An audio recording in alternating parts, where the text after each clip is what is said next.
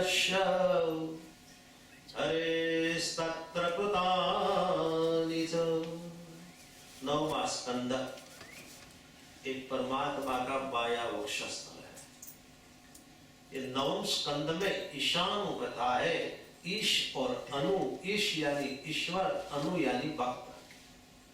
पहले 9 भक्त की कथा आती है, बाद में भगवान राम जी के प्राकट्य की कथा आती है। 9 भक्त 9 स्कंद में यथा सुमंज, कवि, शर्याती, नाभाग, अमरीश, शशांक, हरिश्चंद्र, सगर और भगीरथ, ये 9 भक्तियां बताई गई है। तो सभी की कथा तो कितनी कर सकते हैं। कवि नाम का एक भक्त हुआ, जो कवि ने महिमा बताई है कि तुम्हें जो धन मिले उसमें से 10वां भाग परमार्थ के लिए निकालो। 10वां भाग निकालने से धन पवित्र हो जाएगा, इसलिए कहते दशांश निकालना चाहिए।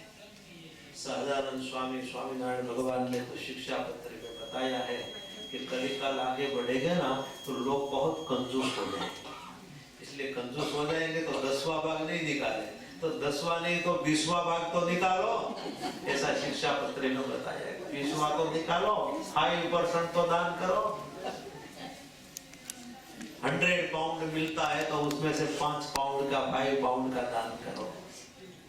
थोड़ी छूट दी स्वामीनारायण भगवान ने कलिकाल के समय की वजह से।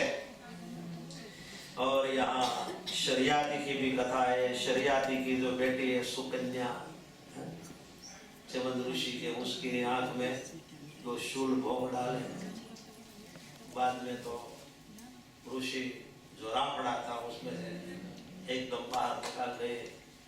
और बाद में सुकन्या कहती है कि अब मैं उसके साथ ही विवाह करूंगी। उसके साथ विवाह होता है। अश्वनी कुमारों ने आकर शुश्रूषा की और यहाँ उसको अच्छा हो गया। च्यवन ऋषि को एक प्राश बनाया, तो च्यवन ऋषि बुढ़े थे, उसमें से विवाह हो गए।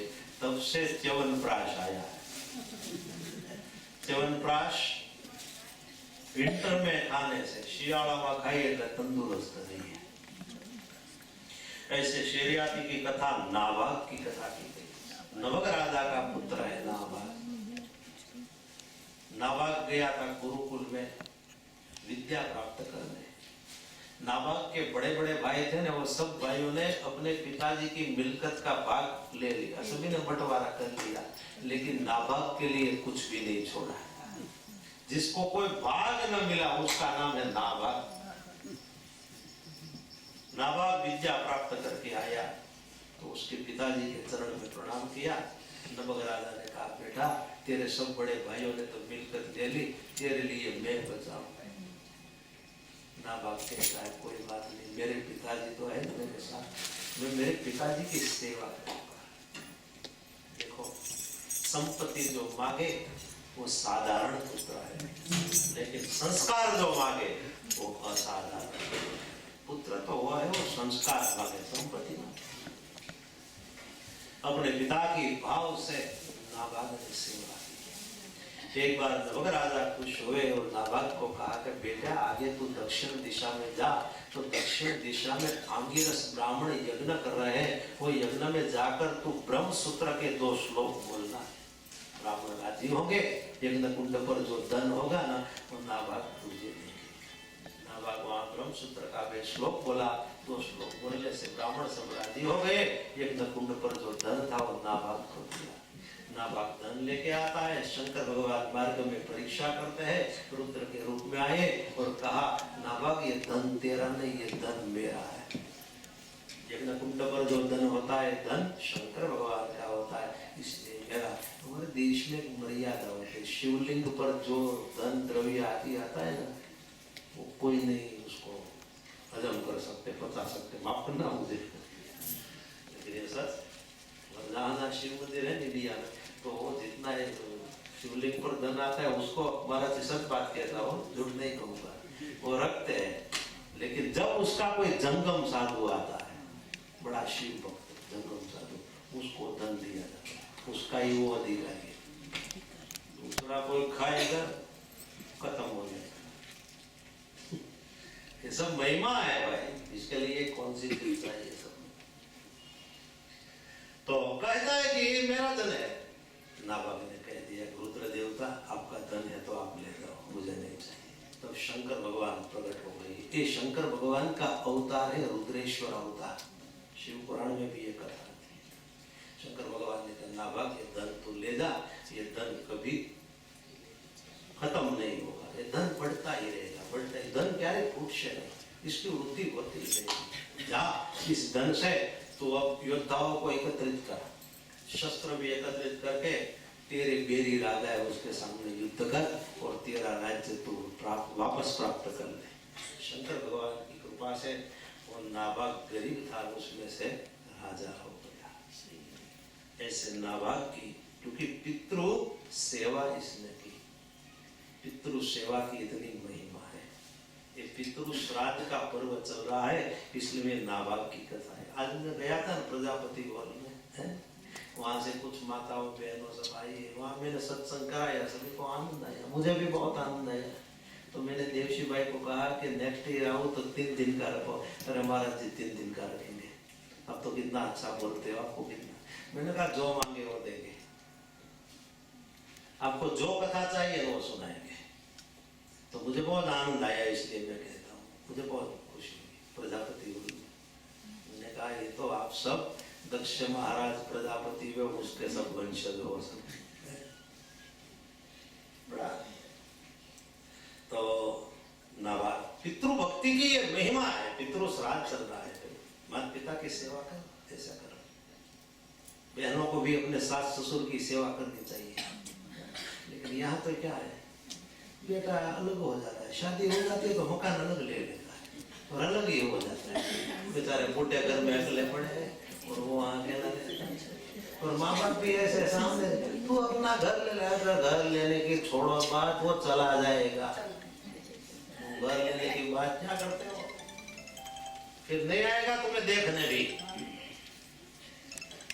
तो ये बात मैं सच कहता हूँ, झूठ नहीं कहता। हमारे देश में कहावत है, जिसके अन्न अलग हो जाता है उसका मन अलग हो जाता है। जना अन्न जुदा है ना मन जुदा, बस पता।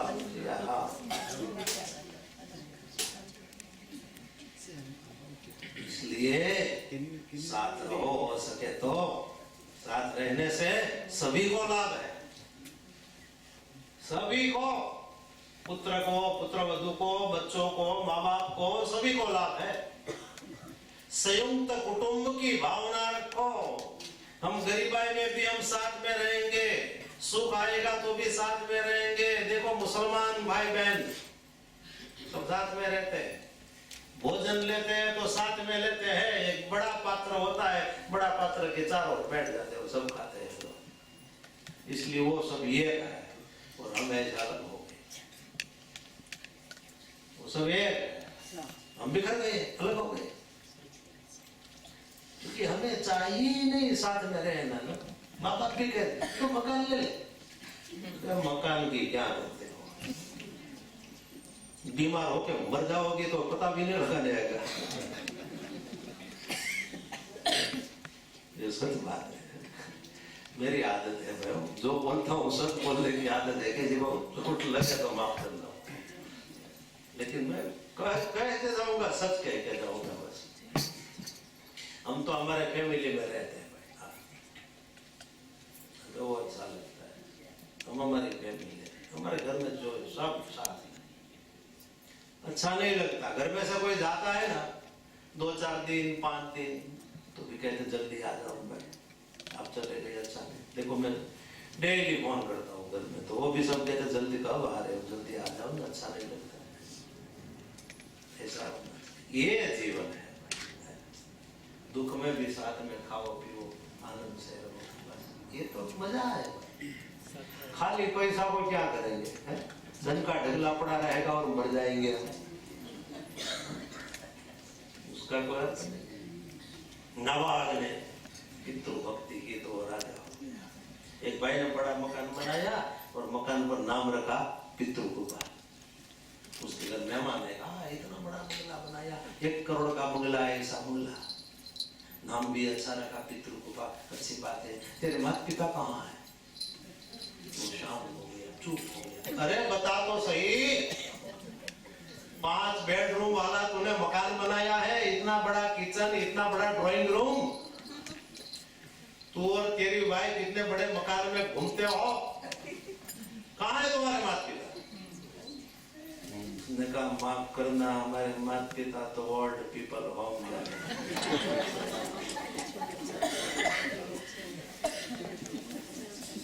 तो बाहर नाम रखा है तूने पितृ कृपा,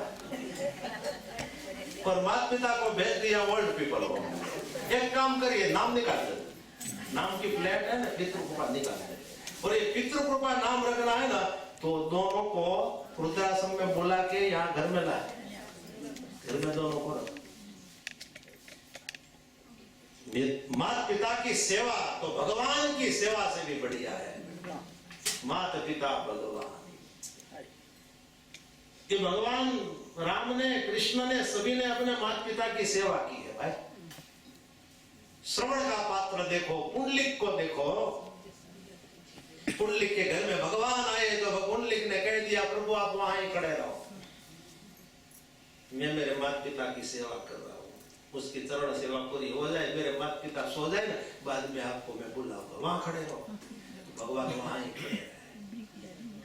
पुंडलिक को हुआ कि प्रभु का अनादर नहीं करना चाहिए, उसको बैठने के लिए आसन देना चाहिए। तो पुंडलिक ने क्या किया, ईंट फेंकी, एक ब्रिक ईंट फेंकी, प्रभु उस पर बैठ जाओ। लेकिन भगवान बैठे नहीं, खड़े रहे। लेकिन भगवान कैसे खड़े रहे,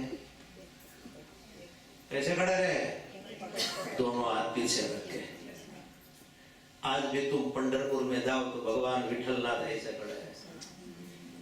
पुंडलिक के माता पिता सो गए तो पुंडलिक बाद में गया है, प्रभु के चरण में प्रणाम किया और कहा अब मेरे घर माता पिता का अनादर करेगा उसको जीवन में कभी शांति और भक्ति नहीं मिलेगी।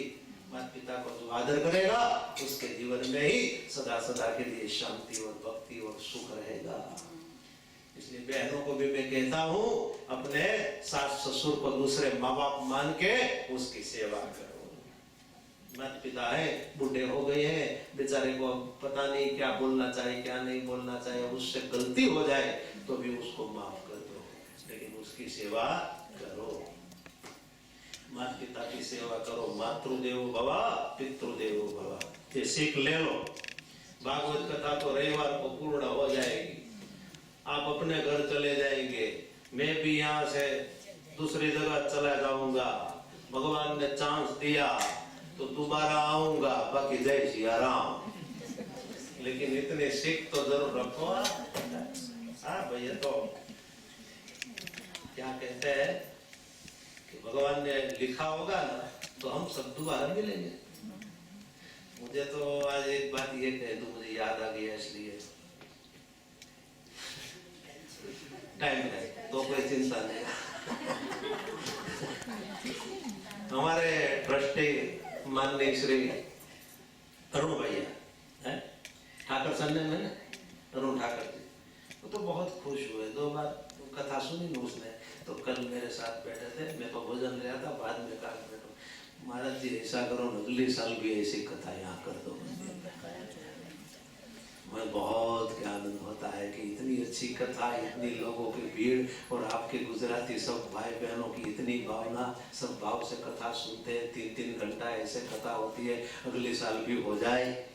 मैंने कहा अगले साल कौन कराएंगे? इस साल तो एक भानुबेन ने कथा करे, लेकिन अगले साल नेक्स्ट ईयर कौन कराएंगे? बोले कोई एक बहन न कराए तो कोई बात नहीं है, इस बार तो एक फैमिली ने, तो ऐसे 7 फैमिली को कह दो ना, 7 फैमिली है, पूरा कथा का आयोजन उठा ले, एक दिन के एक यजमान।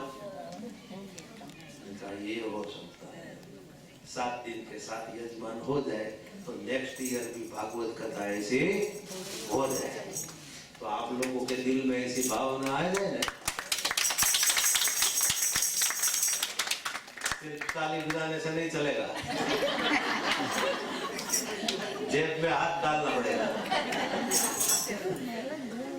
ताली बजा दी इसके समझ लिया कि हम सुन गए, नहीं, 7 यजमान बनना पड़ेगा। 7 दिन के 7 यजमान बनना, तो अगले साल भी ऐसे कथा करेंगे कि नहीं? हमारे कांता बहन है, इतनी पावरफुल बहन है ना, मैं तो उसको पहचानता हूँ, इतनी पावरफुल हमारी बहन है, खुमारी वाली है। और हमको खुमारी वाली बहन बहुत अच्छी लगती है, गर्जना करती है। चलो महाराज डरो चलो। हमें ऐसे ही लोग अच्छे लगते हैं, ढीला पोचा माणसों अपन ने गमे नहीं, झपट बोलावा वाला चाहिए। और निडर लोग होने चाहिए। डरे क्यों भाई है? क्यों डरे? इसी से डरो नहीं भाई, हम तो डरते नहीं और आप भी डरो नहीं। जैसे सतार शाह ने कहा लिया है, नथी बीक कोई नी मने आ जगत में, फकत एक मारा प्रभु थी डरू छू, मने जा गमे से त्या डर रखो एक परमात्मा का, बाकी क्या किसका डर है? रखने वाला तो वो है, मनुष्य क्या रखेगा? तो ऐसा लाभ ले लेना कांता बहन, सात बहनों का ऐसे मना लो हो जाएगा। तो अब आगे अमरीश की भी कथा की गई। अमरीश राजा एकादशी व्रत, वो तो कथा आपने सुनी है ना। चलो अमरीश राजा एकादशी का व्रत करते हैं, दुर्वासा आए तो दुर्वासा ने अमरीश राजा को बहुत सताया, लेकिन दुर्वासा को दंड मिला। और एकादशी महात्म्य की कथा अमरीश राजा की भी भागवत जी में बताई गई। त्यारबाद हरिचंद्र राजा, सत्य के कारण हरिचंद्र राजा ने काशी के चौक में अपनी पत्नी तारामती और अपना एक ही बेटा रोहित को भी दे दिया। ये हरिचंद्र राजा की कथा की गई। बाद में सगर राजा की कथा, सगर राजा ने अश्वमेध यज्ञ किया और अश्वमेध यज्ञ का घोड़ा इंद्र ने चोरी से हर लिया, कपिल भगवान के आश्रम में बांध दिया। सगर महाराज के 60,000 पुत्र ये अश्व को ढूंढते हैं, लेकिन अश्व नहीं मिलता है। बाद में कपिल भगवान के आश्रम में अश्व मिला तो कपिल भगवान को न जाने कटु शब्द कहने लगे। कपिल भगवान समाधि में से जागृत हुए, उसकी आंख में से अगन ज्वाला बही तो सगर महाराज के 60,000 पुत्र जल गए। बाद में सगर महाराज का पुत्र असमंजस ने तप किया, फिर भी गंगा जी नहीं आई। असमंजस का पुत्र अंशुमान, उसने तप किया तो भी गंगा जी नहीं आई। अंशुमान का पुत्र दिलीप, दिलीप ने तप किया फिर भी गंगा जी नहीं आई। अंत में भगीरथ राजा ने तप किया है, तब गंगा मैया को छोड़ने के लिए ब्रह्मा जी तैयार हो गए, लेकिन गंगा के प्रवाह को कौन धारण करे? वरना तो गंगा पृथ्वी को तोड़ के पाताल में चली जाएगी। शंकर भगवान ने कहा कि गंगा को मैं धारण करने वाला हूँ। भगीरथ राजा ने तप किया और शंकर भगवान ने अपनी अगम्य जटा को खोल दी। एक एक जटा की लट हजारों हजारों गांव तक लंबी थी। और यहाँ गंगा का प्रवाह जैसे छोड़ते हैं ब्रह्मा जी, आग टूटता है ऐसी गर्जना होती है। और गंगा जी को अभिमान था कि शंकर भगवान को लेकर मैं पाताल में उतर जाऊंगी।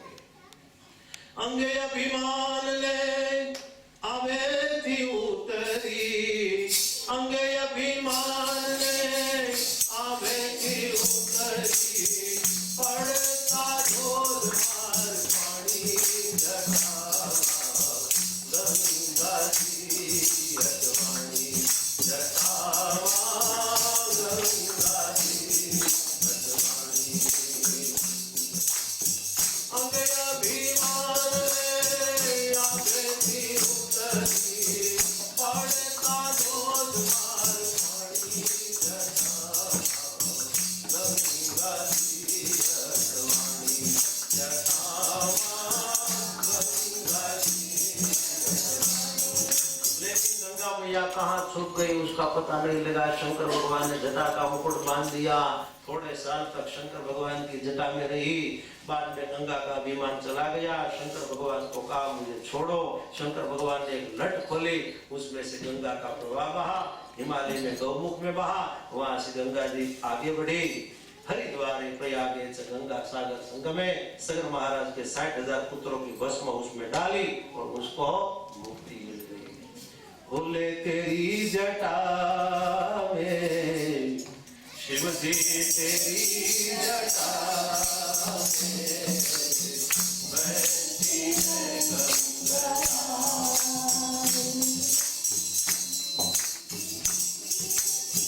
बोले तेरी जटा में शिव जी, तेरी जटा में बैठी है गंगा, बैठी है गंगा। काली घटा के